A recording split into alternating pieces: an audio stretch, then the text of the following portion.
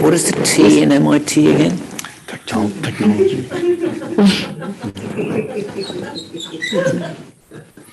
We have some texters or some jokesters behind us. Yeah, there we go. There we go. All right. There we go. Excellent. Cool. There. So 308. Round two.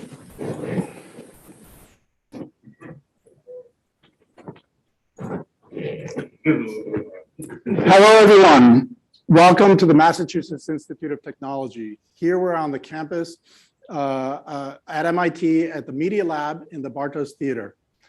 We're thrilled to have you with us here in person and in the virtual world. We have a really exciting conversation for you today. The three individuals who are coming from very different perspectives on climate change. I'm very thrilled to have this conversation. And I'm just going to start with introductions of the panel. So to begin with, we have to my right here, Tony McGuinness, 1/3 of Grammy-nominated electronic group Above and Beyond. Based in London and formed in the year 2000 with bandmates Jono Grant and Paavo Siljamäki, Above and Beyond have played for millions of dance music fans in hundreds of cities around the world, including sold-out performances at iconic venues like Madison Square Garden, the Hollywood Bowl, and Royal Albert Hall. Founders of the influential Anjunabeats and Anjunadeep record labels, Tony, Jono, and Paavo also host a radio show, Group Therapy Radio, that's broadcast to millions of dance fans every Friday. To Tony's right, we have Dr. David Newman, the director of the MIT Media Lab, Apollo Program Professor of Astronautics at MIT, and a Harvard MIT Health Sciences and Technology faculty member. She served as NASA Deputy Administrator from 2015 to 2017. Her research in multidisciplinary aerospace biomedical engineering investigates human performance across the spectrum of gravity. She's also the inventor of BioSuit, which has been exhibited at the Venice Biennale, American Museum of Natural History, Victoria and Albert Museum, and Metropolitan Museum of Art. And she's the designer of Earth Speaks, an open source platform of curated space data that applies AI, natural language, and supercomputer visualizations to help accelerate actions to regenerate Earth's oceans, land, and climate. And to Deva's right, we have Anna Johnson, Sustainability and Environment Officer at the Involved Group, the parent company of Anjunabeats and Anjunadeep, Involved Publishing and Involved Management. Anna leads on embedding sustainability across business operations, including policy development, strategy, and increasing engagement with sustainability across the business ecosystem. She coordinates Involved Group's partnership with MIT, facilitating messaging and educational opportunities and offering opportunities for people to engage in real climate action. Johnson has overseen sustainability initiatives for major art and culture festivals and represented Business Fights Poverty, a business-led collaboration network at the UN General Assembly in 2018.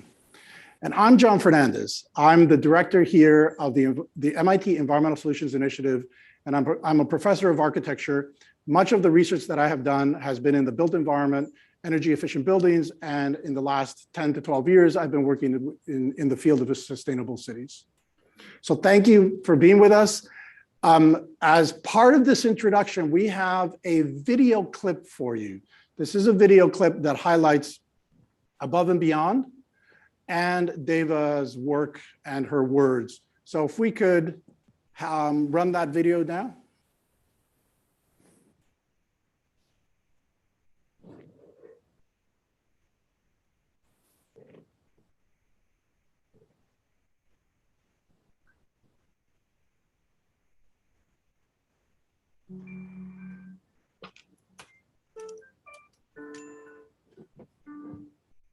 I'm an aerospace biomedical engineering professor at MIT. I teach and do research trying to keep astronauts alive. So I design spacesuits for future lunar Mars missions, which is really fantastic. I also look at astronaut performance in microgravity, looking at their muscles and bones. I get to study astronauts and fly cool experiments up into space. And that has applications here on Earth. How do people walk and run and perform? So enhancing locomotion and looking at Earth pathologies as well as space applications. 2, 1, 0. I was 5 years old when Apollo 11 landed on the moon, but it was really important to me. Okay, Neil, we can see you coming down the ladder now. I remember the astronauts coming down the lunar module and landing. And then the cameras zoomed in not too shortly after on the footprint. What an image to remember someone loping on the moon in those spacesuits and walking on another planet.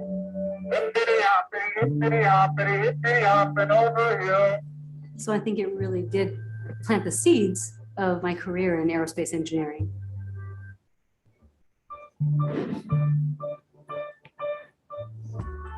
This is the biosuit. It's a mock-up, so it's our 4th generation mock-up. The most important biosuit design goals are to come up with a completely new way to keep someone alive in a pressure suit.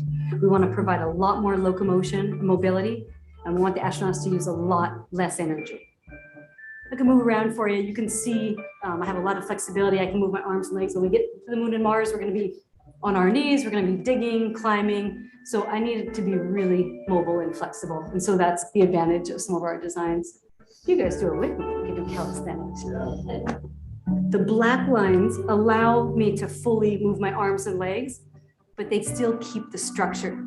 These gold lines, these are where we embed some wearable computing. They can tell me my heart rate. We currently collaborate with Buzz Aldrin, have for the past decade. The whole time we've been working on the biosuit, he can give us a lot of information on how it was to be on the moon. Airman from the planet Earth, first set foot upon the moon. For me to see a biosuit-inspired spacesuit on the moon or Mars would be the ultimate. It might even bring a tear to my eyes. After all of that time and effort, really would like to see astronauts performing spacewalks in our suit.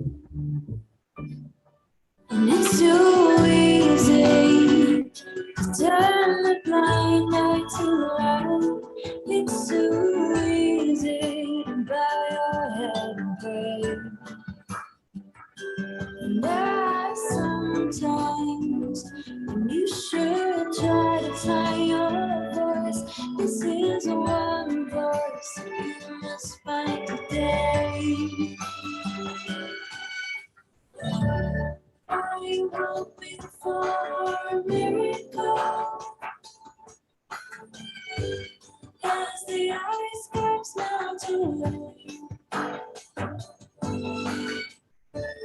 Are you hoping for a miracle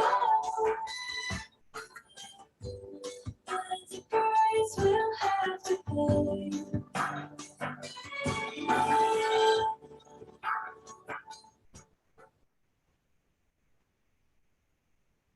Great, wonderful. One of the things that really has motivated this discussion is forward-thinking, positive outlooks on facing the challenges that we face in climate change. So one of the things that we started thinking about at the Environmental Solutions Initiative, which is the organization that I run here at MIT several years ago, is working with scientists to understand the situation, to communicate that situation, to motivate actions.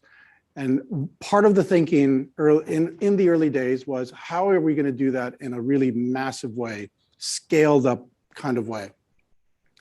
And we know very well that some of the ways in which people change their behaviors, think about a new world, is not necessarily just through one discipline or even a group of disciplines, but through the entire culture. So we started thinking about cultural influencers and artists, that's essentially artists. And we started thinking about how we might work with artists. And that's really the generator of this conversation, how to have scientists and engineers, inventors and designers working with artists on the challenges that we really need to face towards solutions. So one of the things that I love about both of those clips is they're extremely optimistic. They're all about, let's do something really exciting, something that's really, really cool, something that will give us more ability to do the things that we want to do. And in the process, solve the challenge, solve the problems of climate change. So this conversation is very much about, how do we work together? How do artists, together with scientists, think about how we might together move forward and prompt actions, effective actions in the real world? just a reminder. Sometimes I say it's a reality check, but just a reminder, this is not about 2050 or 2100. This is about 2030. This is about this decade. This is about the next 2 or 3 years, really shifting that curve, having it plateau, the greenhouse gas emissions curve, and having it begin to have a negative slope. It's really about the next few years.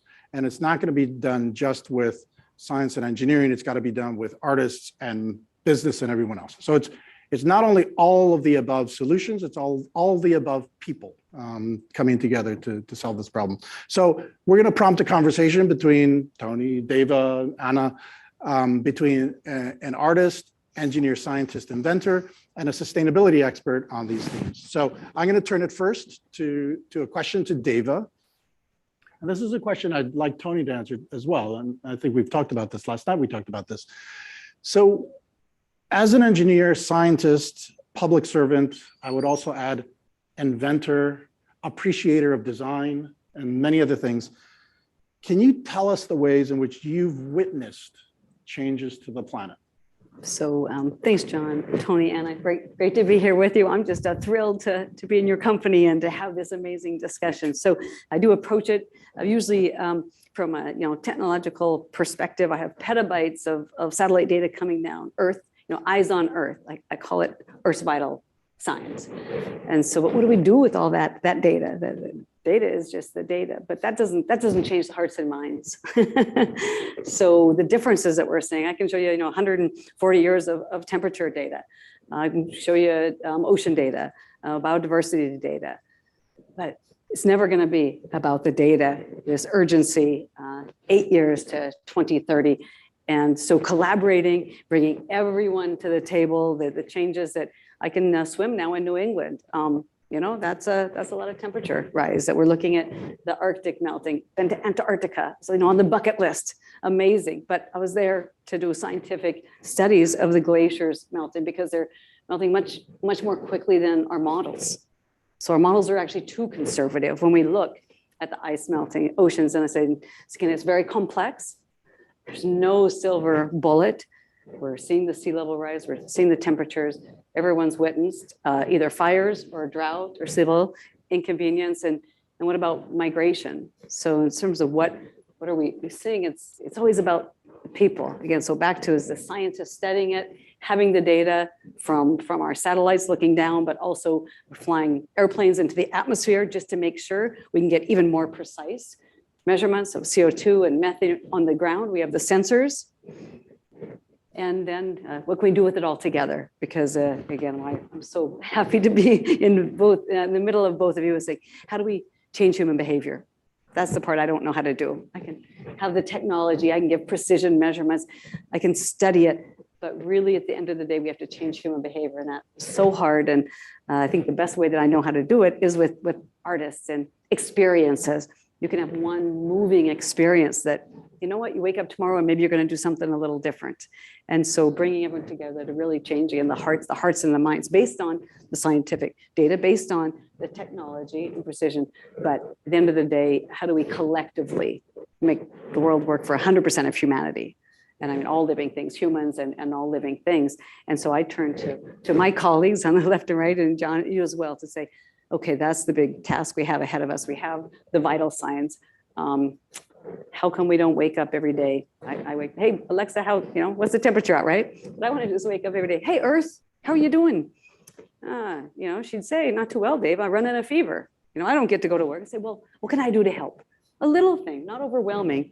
Surely I can, take the share bike. Surely I can walk. Surely there's just something trivial almost that I can do to help. But I think that conversation, compassion, the empathy, that's where we turn to the storytellers, we turn to the visionaries of the future to collectively bring everyone together. That's great. I mean, it's so interesting to me.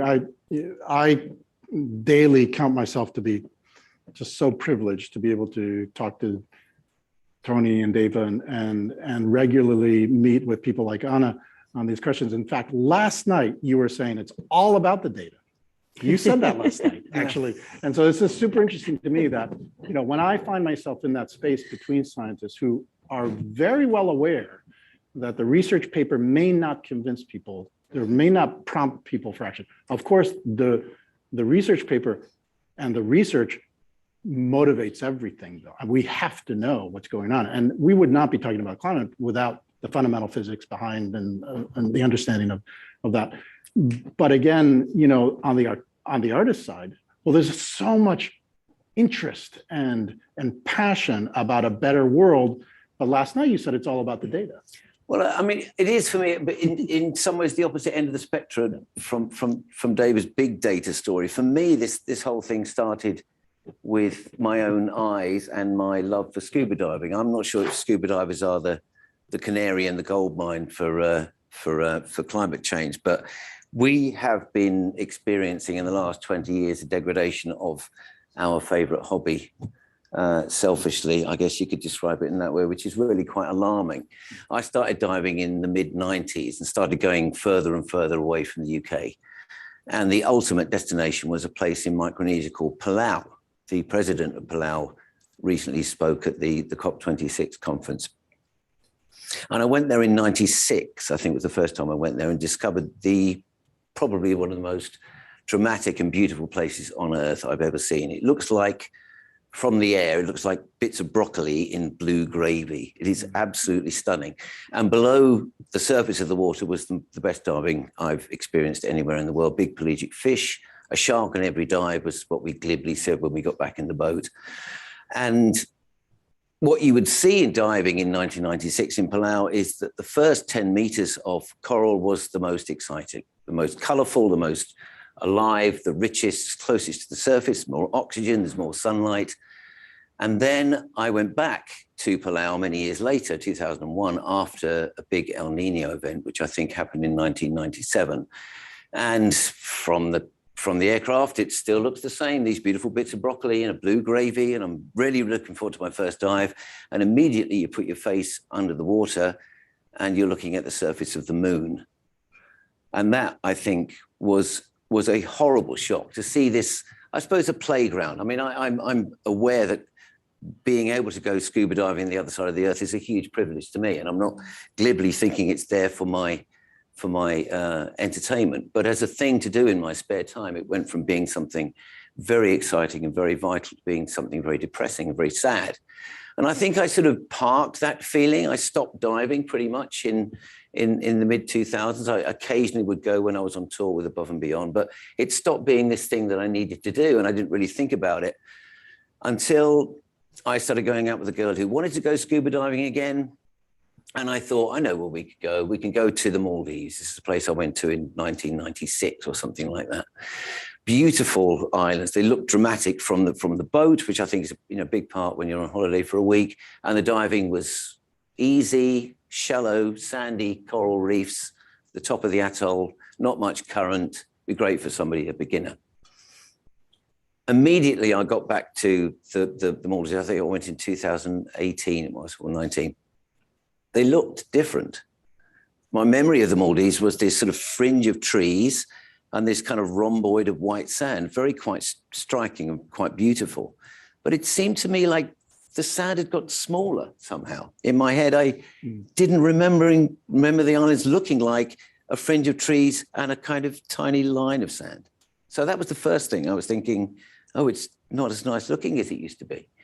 And then I discovered that all the shallow diving that I'd done in 1995 was not diveable anymore. The rising temperatures had degraded the coral, too many humans, too many resorts, too much diving. We were now forced to dive on the edge of these big reefs, which is against the deep ocean, much faster current, much more dangerous. And the whole week ended up being a bit of a disaster for my girlfriend, who couldn't take part in half the dives because they were too dangerous. So these places I'm going are changing in my diving career lifetime. And then the big shock for me was when we went the last day. If you go diving, the last day you can't dive, you need to decompress for the aircraft. So we go to the main island, which is called Mali.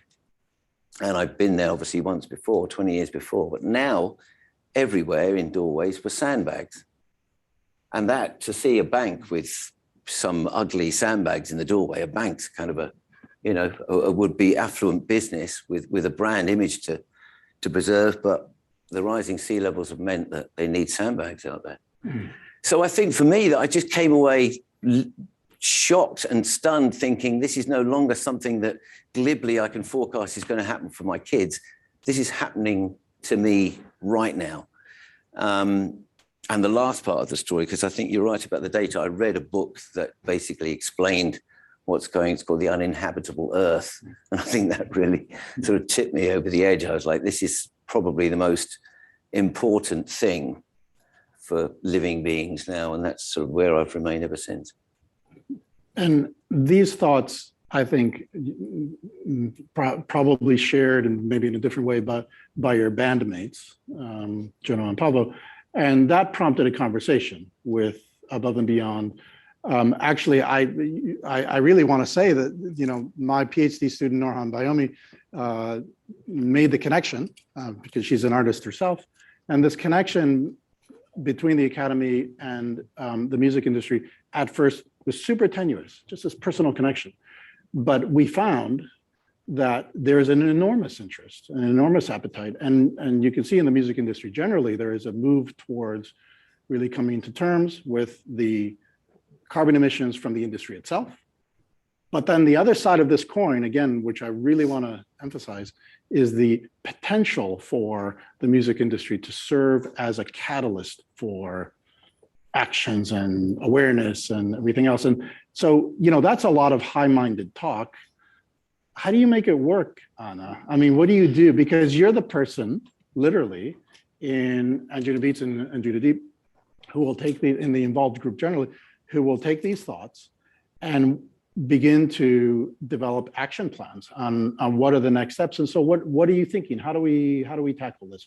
And especially, how do we really leverage the academic industry, the research university, especially the technical research university capacity and interest link to the music industry? Well, I'm really glad you asked. Yeah, it's quite an undertaking, but also feels like the biggest opportunity ever, really, to bring the MIT institution into collaboration with the involved group is something that I think we can all get super excited about, because it's these kind of novel partnerships that have so much potential to catalyze the change that we need to see at an incredible pace, I believe. So just today, you know, walking around with John and Tony and Nourey, being shown all the different departments full of intellectuals, full of people hungry for a challenge, looking to apply their learnings to different contexts. It's that sort of landscape in which I think music and the different industries of, whether it's live events or music production, can provide quite a fertile testbed for experimentation for those individuals at MIT. So quite some work has already been done between MIT and the involved group, some mapping out of where emissions occur across some of our business activities. And over the coming span of 2022, we'll be identifying different touch points at which we can develop different interventions, maybe from a messaging perspective, or maybe from something more visual, to see where we can affect behavior change and see if we can affect behavior change at scale. So don't let me dominate the conversation. Please go ahead and ask each other questions, because actually, Deva, you work with quite a few companies here in the Media Lab. I mean, the Media Lab is extraordinarily multidisciplinary, and this bridging the academic enterprise with industry on a variety of problems is the stuff of the Media Lab, isn't it? That's right. It's kind of the magic of the Media Lab. First, you know, the multidisciplinary, transdisciplinary. We need everyone at the table. We don't need a whole bunch of rocket scientists, right? I could be with people who think very differently than me, because you ask better questions and challenge me. And then with our membership model, that's industry, because industry wants to work with us. We can say, hey, what's the research you're doing? What's the latest technology? We talk about transformative technology. We're really focused on what can, you know, have the most societal impact. So industry wants to hear that, but guess what? We want to hear what industry's biggest challenges are. So it's really great. It's makes a huge difference to be in person now. Been doing our best virtually, but so much of it is human interaction, is body language, is kind of riffing off someone else. So I have this idea, this problem, and then hearing someone else's concern. And so bringing industry, academia together, as well as might get to the discussion about policymakers as a whole, since we're just coming off of COP26, we'll leave maybe the government policy out of it now, but just the interplay between academia and industry. Also, we from academia need to be pushed to say, it's great for industry to be demanding. We want to try, maybe it doesn't have to be perfect, just try some prototypes. Let's just get something out there in the field. Let's just see if this works. So it's really, I think we'll need everyone, that's for sure. Tony, I mean, so some industries are also facing a kind of paradigm shift in their business model. I mean, we were talking last night, and I imagine the Media Lab, from time to time, there are suggestions about the industry that are, question the core activities of an industry. I'm wondering, this idea of, and Anna, you were talking about this last night as well, flying in a ton of people to one place for 3 days for a music festival, that's gotta be a concern for you. Well, I mean, I think it's interesting talking now in 2021, because we've sort of had an experiment of what we could do in a kind of knee-jerk way, which is that we don't fly, and that I do all my gigs from my kitchen table instead of flying to Vancouver or anywhere. And actually, for me, I'm at the stage in my life where it was actually very sustainable. I could have continued to do that for the rest of my career. But as I discovered, for our friends who are promoters and venue owners, and even my friend who flies for British Airways, it's not sustainable for everybody. So it's not like, I don't think it's not viable for us to just stop pedaling. I think the reason why we've got Anna involved is we need to actively change direction and work with all of our suppliers in a constructive way towards less emissions. And that's not stopping. I don't think that really works for everybody. That's quite a naive approach, as I now realize, although it did feel good. Yeah.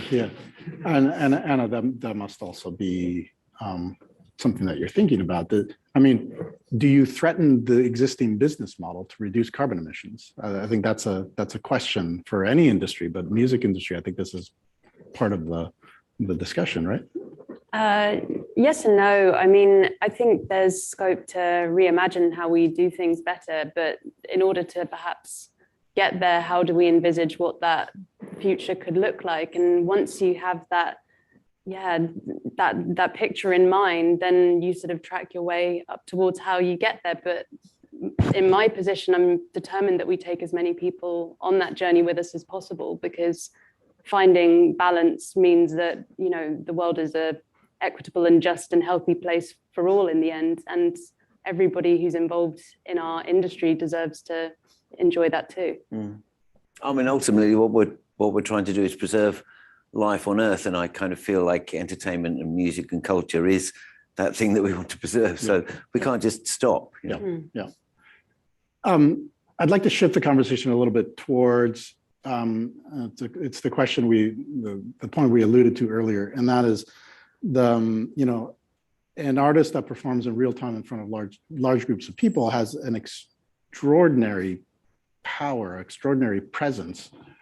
Do you think there's some opportunity in that in mobilizing? Individual gigs aren't as big as the overall reach that we have, but I think for us as a band, it's interesting because you played Miracle in the clip. That's a song that we wrote 10 years ago, I think, with Justine the singer. I think that's probably the only time we've directly addressed climate change, and I don't really know whether it's going to be a good idea for us to start doing that more. That doesn't feel like our role here. So yes, we are artists and songwriters, and we're performing in that way.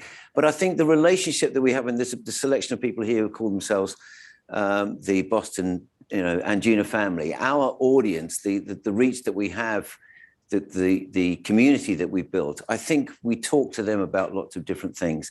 And I think whether or not we talk about this, my feeling is the leadership we want to show is by example, not by doing that, really. I'm not sure that really works directly. I think the communication that we have in our music with our fans is maybe slightly different. I think, you know, that song was said the right kind of thing, but it's not something that we've done a lot of. So, and in a similar way, Dave, I think in the last few years, certainly in the last 4 years, there has been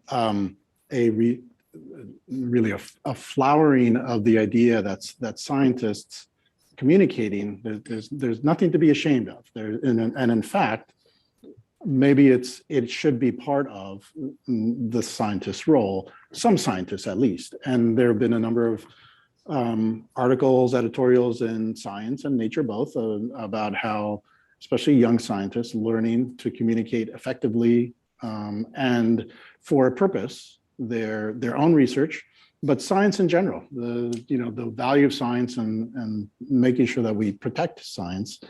That's something that's relatively new. I mean, that's not something that has been there for a very long time. What do you think about that? It's so important. It's so important, and I think anyone's career, but our work. I mean, you have to be able to explain it, and not again stay in whatever echo chamber you're in. So to try to make sure, can you talk about your work, about your science work, and share that with people, and take the questions. And right now that science is definitely under attack in the world, to say, wait a minute, it is the academy. We publish papers. That's our scientific data. Someone has to be able to replicate my results. Absolutely. That's the only way you get it published. You can't make up things. That's the quickest way to get kicked out of the academy. So you have your data. There's variability. Absolutely. There's some uncertainty, but I can actually quantify that. So I can say, here's the data, here's the trend in sea temperature or air, and say, it has a little teeny bit of variability. People have hijacked that. They're talking about the variability. When that's 0.01%, when I'm saying, look, here's the trends. So it's incumbent upon scientists, technologists. We have to talk about this. We have to talk about it much more and explain uncertainty and explain variability, because they're very explainable. And then you see the trends and which way the data is going. So I think it's really important that, again, we have to be out front on this. It's no good if we sit in the lab and just collect the data. That we have to meet people again at the table. I like thinking about climate. I like talking about actions, and I actually like talking about personal actions too. I think that's where we can galvanize and get everyone to do something. I have my actions. I meant Tony is I don't know better than anyone here. Better than I do. But what you can do for yourself and your family, that's really important. What I can do, and I mentioned scaling. So if we do have kind of grassroots, I think everyone can take action. We know it's urgent. We can't put it off. But I don't have the solutions for anyone else. I have data that shows everyone's. And then how can we kind of co-create the most impactful actions that we can have in humanity? I'd love that you're a scuba diver as well, Tony. So am I. We've sailed around the world in our boat teaching kids. And there's so much to learn from first the indigenous peoples, the islanders. Because ancient civilizations have always lived in balance with nature. You didn't survive if you didn't live in balance with nature. So it's paramount.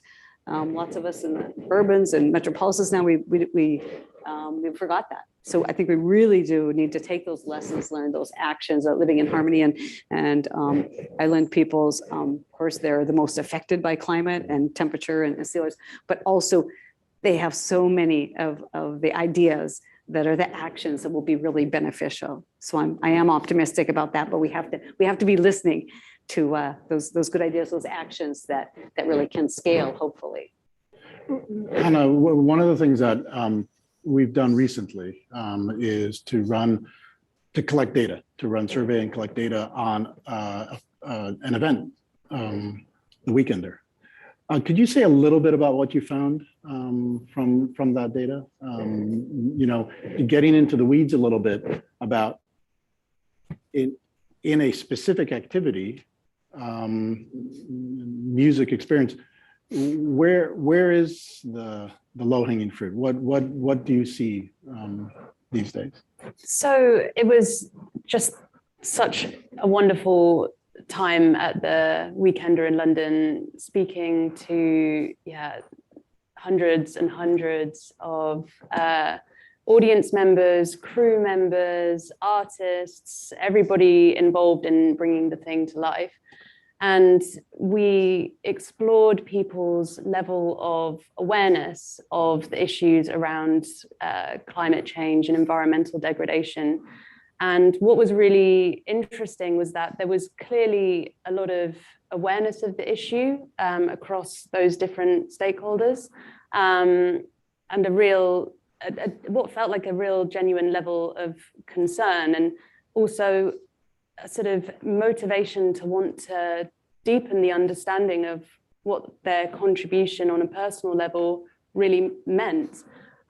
So ultimately, I feel that there's quite a knowledge gap. And I think in our collaboration with MIT, there's real scope then to address that knowledge gap and to see how we can facilitate all the stakeholders across our business ecosystem making more informed decisions and taking those lower impact choices wherever possible. And Tony, how do you feel about how that would affect the experience? I mean, I think again, like I said, the idea of stopping, staying at home, broadcasting from my kitchen, that's a kind of zero carbon option that works for me, but not the entire industry. I think what we can start to do is look at the shows that we do. I mean, there was a study done in the UK that suggested that 80% of the carbon emissions from a show are from the audience and then, you know, getting to the show, which I can well imagine. It's not just us on our flight to Vancouver. It's the whole audience moving into the place. So looking at how they get there, looking at the venue itself and its connectivity to the community at large. I think Coldplay, who are also facing in the same direction as us on this, I think, just performed in a stadium in Seattle called, I can't remember exactly what it's called, but it's like a zero carbon stadium.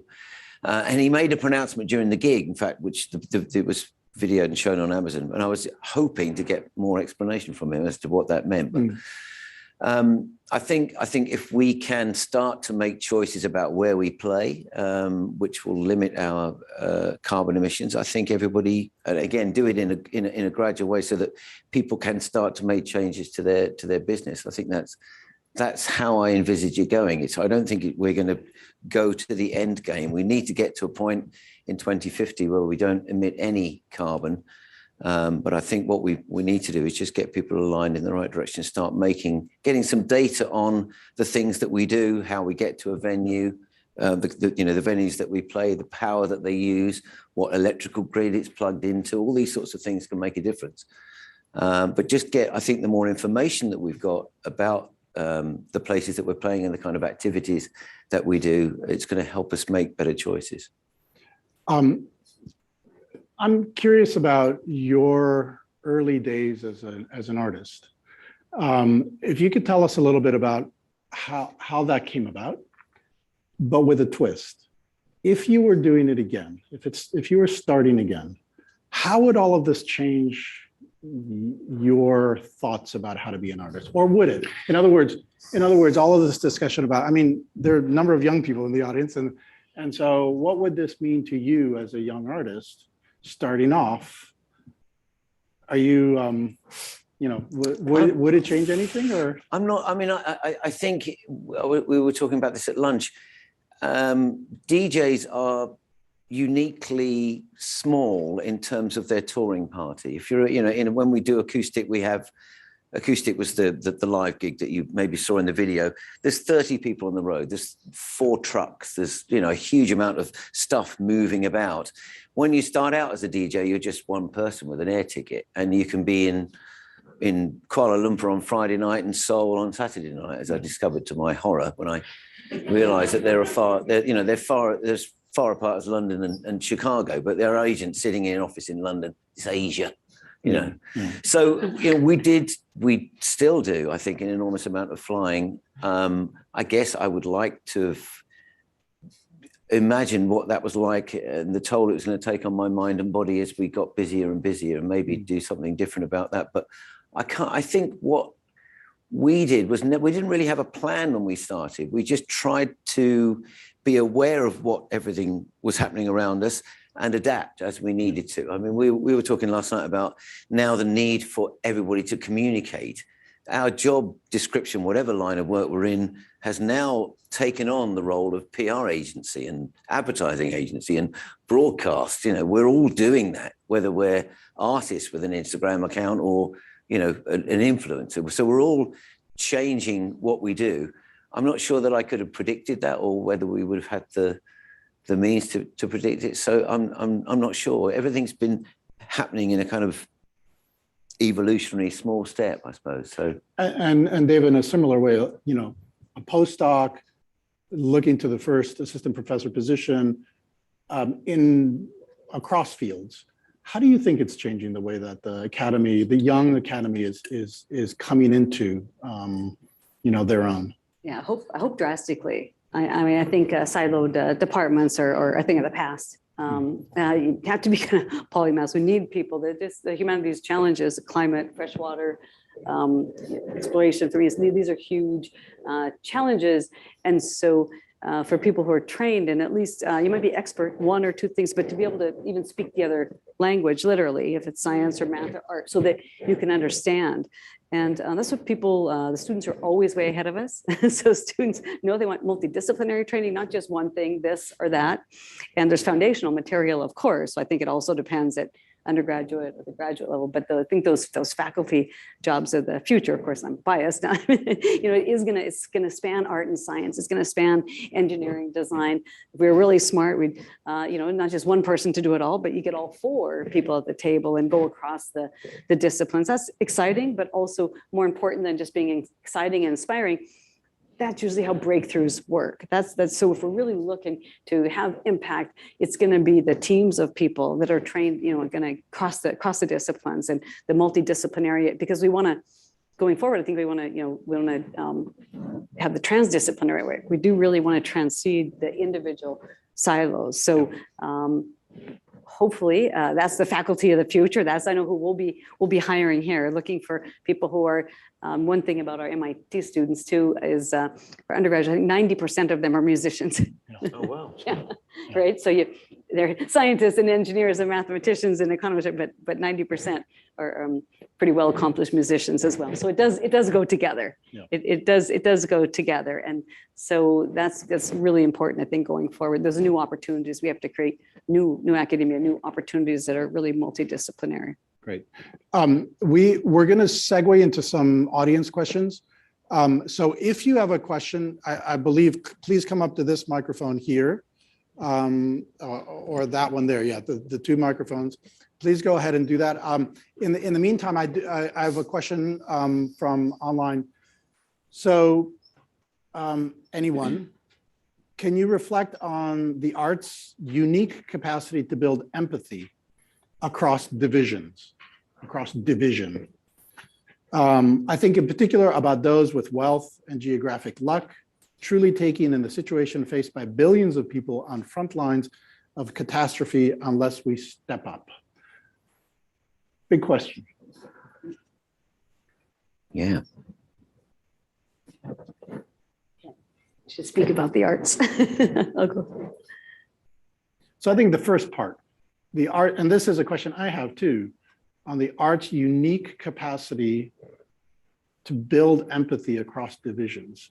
So actually, I think last night you were saying also that, you know, when you're in a musical experience, a lot of other things go away. I mean, Anna, you were saying this last night about how, you know, you could be from as part of the Anjuna family, you know, you come to an event, oh, you don't know anyone. Is anyone from going here or coming from there? And then could you say a little bit about that little anecdote? Sure. I mean, the Anjuna family, as I'm getting to know it more and more, the longer I spend being part of it or on the periphery, whichever way you want to look at it. You're in it. You know, this is the kind of community that will, if someone's going to a gig by themselves they'll put a message out on the forum and say, hi, I'm writing solo to this one. And you'll see just as, you know, a bunch of people responding to this individual saying, right, let's plan a meetup then. Where are we gonna hang out before we go to see Above and Beyond or the Anjunabeats or Anjunadeep show? So it is a community that, and obviously when I went to the Weekender as well back in September and speaking to so many people, you know, is a deeply compassionate community as well. And I think that's pretty special. And it sort of, yeah, it makes me believe that they're very receptive and open to crossing those divisions and to truly sort of look after each other in the end, which, yeah, is part of our gift. Then there's the second part of the question, which I think we all contend with, and that is that the most difficult situations are already in the developing regions of the world. That's simply going to accelerate. We know that. Adaptation and resilience, equitable resilience, is something that we have a very long way to go on. The COP26 experience, you know, tells you that the financing for climate change, especially to help developing regions with adaptation, is lagging, badly lagging. And so this is I think something to contend with. I think for the arts, I wouldn't know even how to approach that question from the arts perspective. And of course, looking at you, Tony, but you know, it is a big question, and it makes me feel like maybe there's something there to think more about. Yeah, I'm not quite sure I've got a quick answer for you. I think there's definitely something transformative that happens in a musical experience. It's difficult to be prescriptive about exactly what's happening with everybody in it. I think we all come to the concert in different times in our lives with different things going on, and I think the nice thing about the music is at least it gives it a sort of certain narrative to the way that the evening pans out. I think we have, as Anna said, a very supportive group of people who come and see it. So yeah, I think it's one to think about, definitely. Let's go to this microphone first, and then this one, please, and give your name and ask your question. Sure. My name is Evan. I'm actually from New York, but I came up for the seminar. And as a fan, I do want to say, first off, and as someone who has sustainability very much woven into their professional job, I applaud you guys. This is awesome, and it's very exciting to see you take such a strong stance on climate solution, on climate change. But I will say, as a fan, I'm also conscious that one of the things that I am curious about is you've talked about looking at the gigs, you've talked about trying to understand how much the impact of the gigs are, but are you looking at your supply chain and things like that? Because usually how much merch I bought is usually the brunt of a lot of jokes, but I know that certainly can make an impact. So I'm curious to hear about what you're looking at from a supply chain side. I'm happy to speak to that. Thanks so much for the question, Evan. Yeah, so as you can probably begin to imagine, a set of music industries like ours, it's super multifaceted. And yes, we have a really broad supply chain. I'm in contact with quite a lot of key suppliers, including our merch partners as well. And sort of the process I'm going through at the moment is to map out our emissions as a set of businesses. So we're using the greenhouse gas protocol and looking at our scopes 1, 2, and 3 emissions. Scopes 1 and 2 are concentrated, they're kind of within our direct control, right? They're the emissions that occur from the production of the energy that we use in our head office, for example. But scope 3, that comprises the emissions created by suppliers, stakeholders across the supply chain. And what I'm finding is that many are at very different stages of their journey towards becoming more sustainable businesses. And so in my role, it's like, what can I do to help facilitate their transition depending on where they are in that journey? So it's something that we're exploring at the moment, and with the help of our collaborators at MIT, looking forward to really taking that part of our work forwards very quickly in the coming year. And I'll add something to, I'll answer part of the question for the first time. You know, that is very much the aspiration and part of the work we've already done. Some of the work that we've already done is to draw system boundaries, meaningful system boundaries around the problem.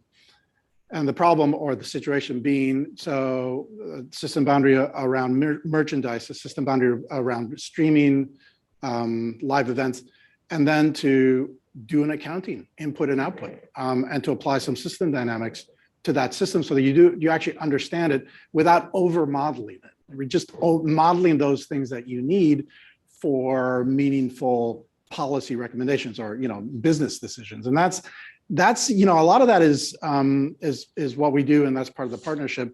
But a lot of that is going to require partnerships with academia and new methods, because again, once we get into accounting for carbon and greenhouse gas emissions and fugitive emissions and carbon offsets and lots of other things that are going to be developed in the next few years to address climate change, there are going to have to be new methods and new thinking around this. So the academy really does have to be involved in these questions. Yeah, I was just going to add, and so we, you know, we know there are gaps too, and what you'd love to do, consumers have a lot of power. Consumers have a lot of power, right? And so, what we'd love to do is really have that data, know that what I call it the real life cycle carbon cost, not my carbon calculator. It's the real life cycle costs of everything that I buy or mobility. So if you put all that together, and if you could have those life cycle costs, you could make really great decisions. You can be really informed, and you'll have the power, and you can go with this. For your company and suppliers, great. They they kind of met the standard, or especially to help the small medium enterprises to help them. You know, my opinion has to be an open platform. You know, share that data. Everyone wants to do their part, but if we could really do that life cycle analysis and empower people, and then we all have, because consumers, we can buy this or by that, you know, they have kind of the certification, like architecture of the lease, but do we know the real supply chain life cycle costs? And then we can decide, and you can decide as businesses to work with these suppliers, and we can decide as consumers also to buy those products. And so then it makes sense. Then it makes economic sense, and it also makes sense for the planet's sustainability. So I really hope that we get there and get there as soon as we can. Great. Well, please, your question. Hi, I'm Ben. I'm a graduate student here and also a proud member of the Boston and Juno family. My question is, I guess, partly for Tony and Anna as well. I had this conversation with Adrian Alexander after AVGT 250 many years ago about where the income and livelihood for an artist largely comes from. And it struck me at the time that it's largely at odds with being sustainable, right? You have streaming, but streaming pays peanuts. You have merchandise, as Evan mentioned, you know, vinyl and clothing might not necessarily be the best things for the environment. Then you have touring, as you've rightly pointed out as well. A lot of carbon emissions, and now we have NFTs, which on the Ethereum blockchain, terrible for the environment. Where do you see the industry and I guess yourselves as leaders in the industry moving to a point where artists can be sustainable, but also able to make a livelihood off of the work they're doing? Well, like I said, it's a great question, actually. It's like I said right at the beginning, we could stop, but then, I mean, and I could survive, but a lot of other people in my position couldn't, and everybody in our industry couldn't. So you're absolutely right. Those NFTs, I'm never going to do one of those because of the environmental cost. I don't care how much money we make out of it.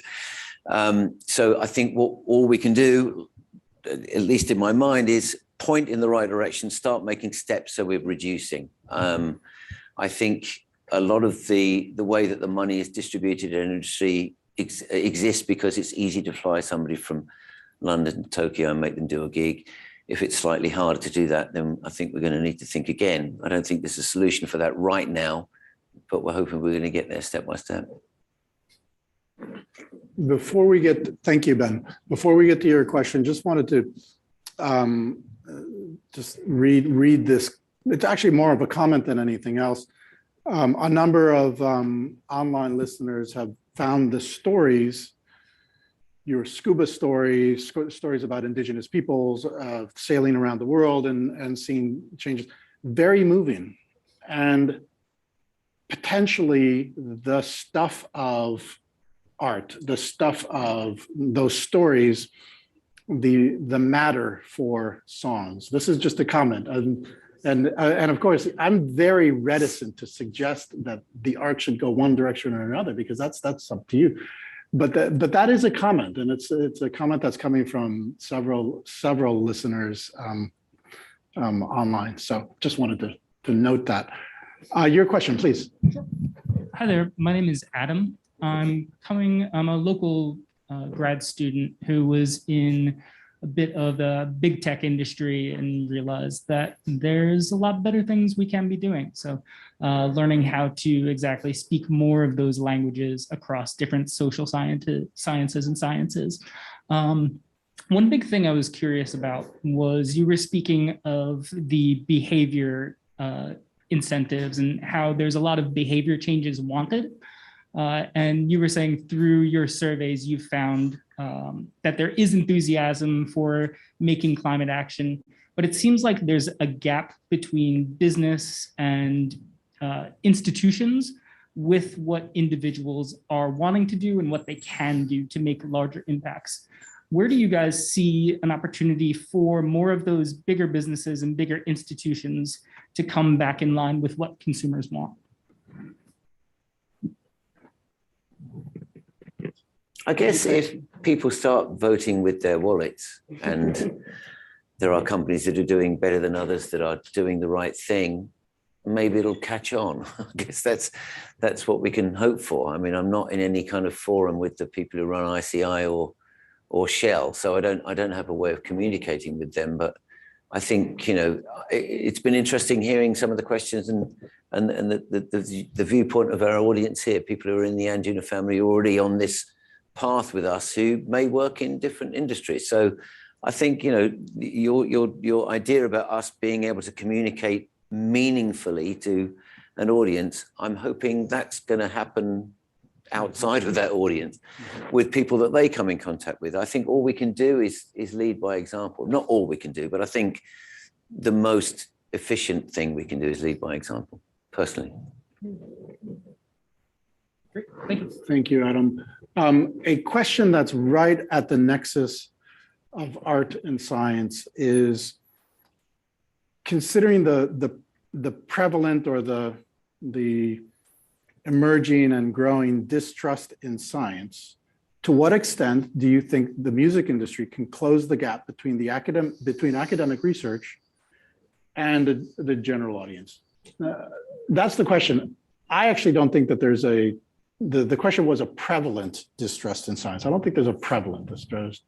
Sorry to the question asker, whoever you are, but there is a very concerning, significant minority, but loud minority, that is advancing the thought that you can't trust science. It's just another belief system.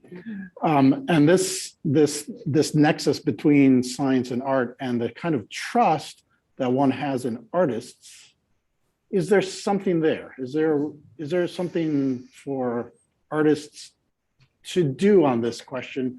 And is there something for scientists to be aware of?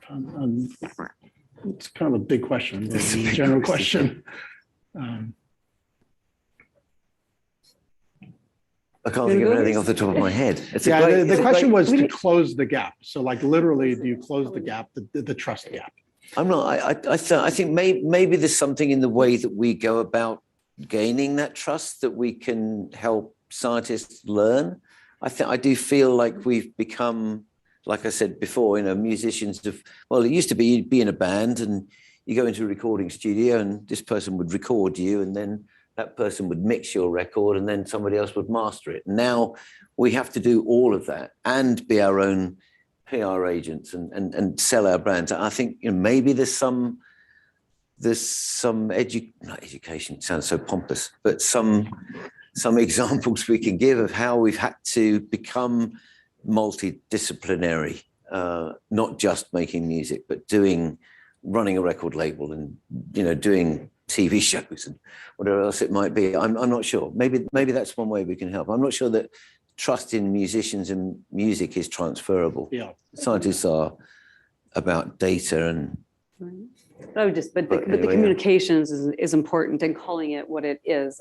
You don't get to be apathetic, what it is to me as a scientist, and you don't get to be apathetic about this. You do have to be then out front communicating. We don't need to just live, in our scholarly journals, because not so many people read. They have high impact factor for the academia, but not for the public. So how are we out there communicating? And guess what? Artists are the best visionaries and communicators around. So that's where I see the partnership, working together to how do we talk about it better? How do we show the data better? How do we, have some really interesting collaborations that can get there, be very engaging, get people involved. It should be fun, and it shouldn't be just doomsday, or people are overwhelmed. So I know some of the things we've been thinking about in Earth Speaks, give Earth a voice, a compassionate empathy, make it a character and make it fun, animated.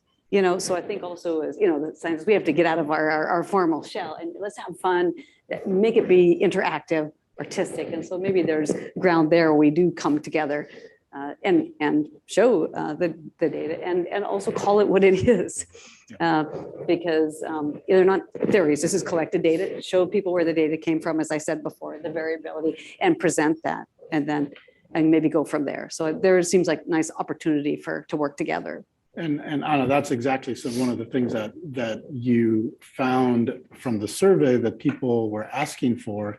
If I knew what my impact was, and additionally, if I knew how a change in behavior affected that impact, I might change my behavior, right? So it's a pretty simple thing, but that was literally part of the surveys.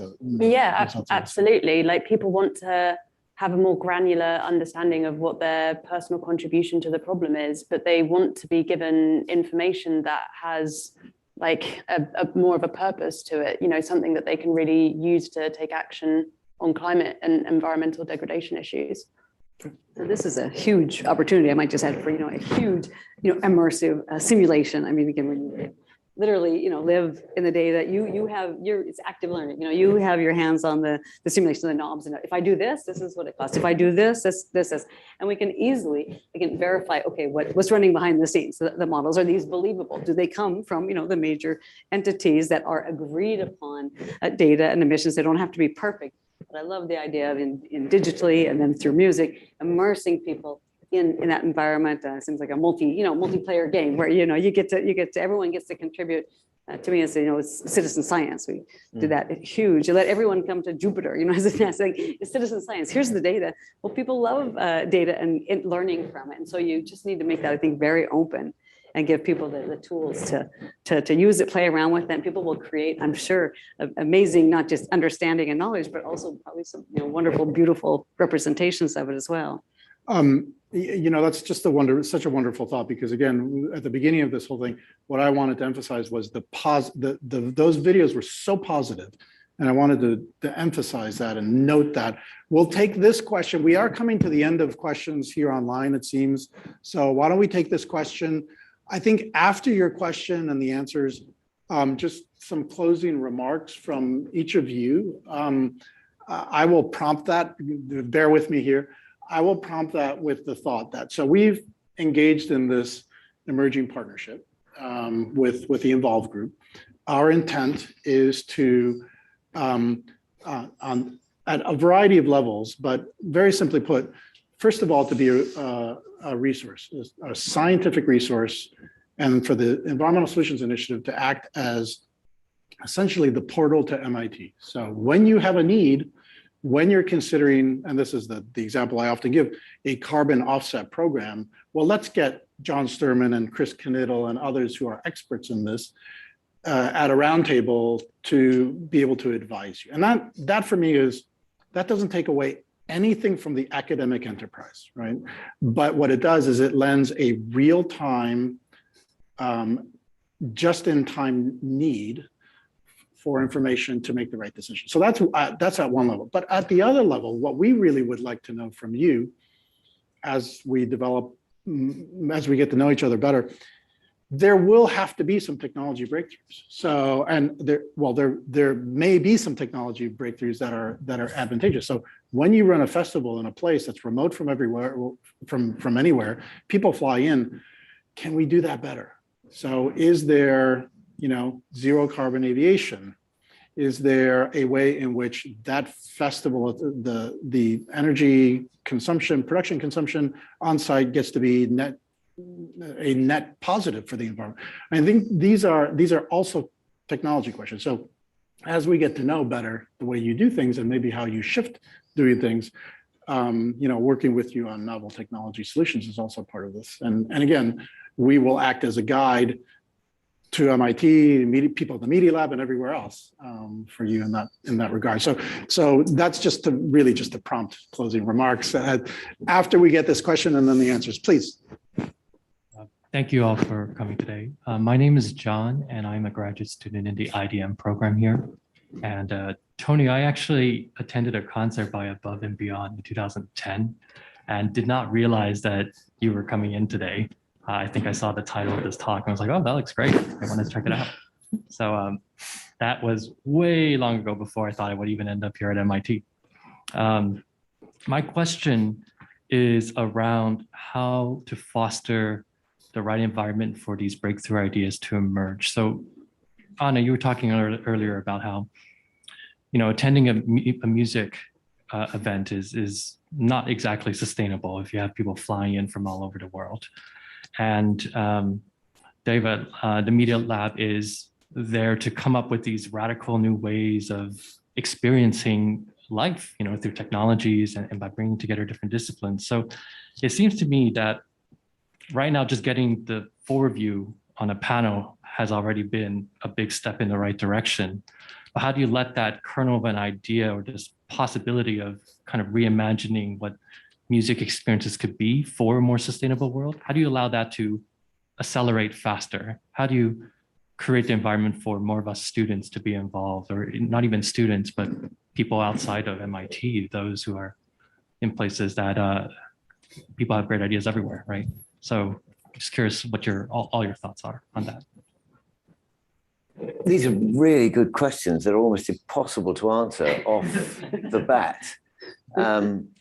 I hope that what we've done today is fired a starting pistol to a more public form of the debate that we've been having internally. I think it's fair to say for the last couple of years. And I think now it's out in the open. I think things will happen. I think people are clearly very engaged. I've heard some very encouraging things from people who I consider hardcore fans of our music. Like I said, I don't feel like we're going to become people who do this necessarily, but I would like a conversation to start. I'd like to hear more from people who are working in areas of associated business from us that have ideas about how we can do things better. But I don't have a prescriptive way of answering it right now. I'd actually like to just say a few words, which I said again last night at dinner. MIT's been very, very effective at targeting certain industries for advancing carbon reduction strategies. In particular, the fossil fuel industry, working with large fossil fuel companies, oil companies, and all that. Having our students be placed, employed by, sometimes for more efficient oil recovery and other things, but often as the seed or as part of an emerging renewable energy division within that much larger company. And that's a really, really important thing. One of the conversations I had that has really stuck with me about 3 years ago with the head of innovation from Shell was that one of the obstacles that they see for them to go to carbon neutral is that they just lack the workforce, the trained, the expert workforce, and they are looking to technically trained students to come in and help them. But I want to add that, it just can't be, and we know it's not just the fossil energy company. Of course, they're the vast bulk of carbon emissions annually, but to be able to create opportunities and pathways where students, MIT students and others, can engage in the music industry and consumer apparels and all sorts of industries across the spectrum, I think is really, really important, because it's not just the energy companies that need this kind of trend. When we talk about circular economy, and we talk about the, closing material loops, you have consumer apparels, which is enormous in its material consumption. That needs some really, really targeted technical expertise. And so that's part of this conversation. At the beginning of it is, let's make the connection to the music industry. Let's form a relationship, then provide pathways for students to engage and do the work that Anna will be doing with Above and Beyond, but then other players in the music industry. So. Well, that's great. I can just add on to, so I can offer to be the convening place. We get together because we bring industry in, we get our students in and kind of do the design charrettes and say, what's out there, what are the other possible futures? What are the futures that we want to create? So thinking about those futures and literally, brainstorming, and if you get if you get academia and the artists, and we bring industry in, I like to, open minds. We need a very, very open conversations, no judgment, just open. And then we can, I think mostly people are after the same thing. So if we can convene and bring people together and then really think about, okay, what could we come up with? What's that future that we want to live in? And how would we get there? And I agree with Tony, and one step at a time. But I think the big picture is that future, that far future, that's the world we want to live in. And then let's, kind of put a roadmap together and start with one step at a time. Anna, we've been talking about having a group of students go to the gorge and collect a whole bunch of data, right? Yeah. We've been talking about undergraduates, sorry, but it could include some graduate students as well. But we have been talking about that, right? To literally get them directly involved. The undergrads are cheaper, lower carbon footprint. Sorry. Would you like to add anything, Anna, or not? Yeah, I mean, I just, there's so many challenges, there's so many complex problems out there. There's loads of brilliant minds in this room at MIT and beyond. And, we want to keep an open dialogue and see where there's the opportunity to work closely together and to bring more people into the room who have different ideas or are coming at the challenges from different perspectives than what we have internally within music. So yeah, certainly open to keeping that conversation flowing. Great. So closing remarks from anyone? I mean, I will say, first of all, thank you so much for showing up in person. It's so nice to have people in a room at an event. It's really, really nice. It's really nice to see you all. So thank you so much for making the effort to come out here. But also thank you so much for everyone online. We're thrilled to have you with us.